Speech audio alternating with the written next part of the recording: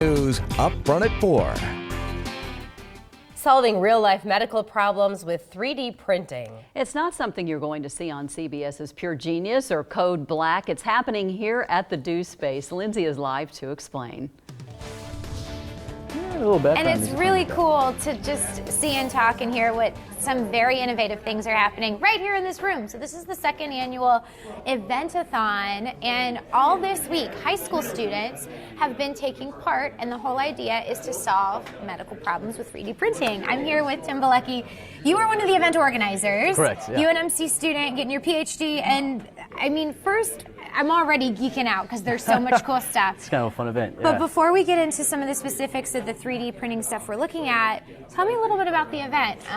Right. What is it all about? Okay, well, so the event is really just getting local youth hands-on experience, not just exposure, but really hands-on experience with 3D printing technology. Awesome. And we thought, let's push these kids a little bit and see if they can use teamwork and ingenuity in order to come up with a 3D printed solution to a real-world medical problem. So do you assign the problem, or do they pick it? So we actually have such an expanded network of collaborators and 3D printed enthusiasts now in Omaha, and we actually reached out to Creighton and UNO Biomechanics to kind of come with some of their work and introduce some sort of challenge into the event. And so they were able to help us out with that area. Very cool. I love it. So getting our geek on, this is a microscope that has been entirely made from 3D printing. Absolutely. Tell me how this works, and then where the cameras come in, because that's really cool. Right, and so this is actually a really great example of how this technology can be used, but actually how the community is so wonderful, because this was not designed by us. This was actually designed somewhere else in the world.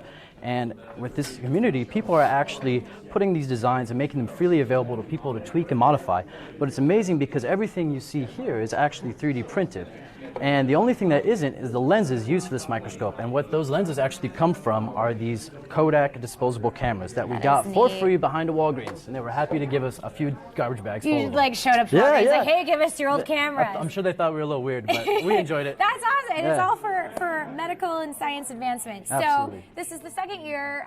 Where are some of these students coming from? We have students from about 5 different schools. We kind of coming from Millard South, Gretna, Blair, Burke High School, places like that. Awesome. So we're kind of right in the middle of the week. They are designing. Right. And then will they actually get to print and show their work? And that's another thing about having a nice group of collaborators. Where actually their deadline tonight is 11:59 p.m.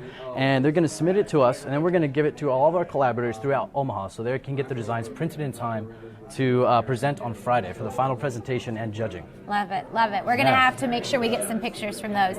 Well, stay tuned. We're going to check in with some of the students and another organizer in a little bit. For now, we are live at the Do Space.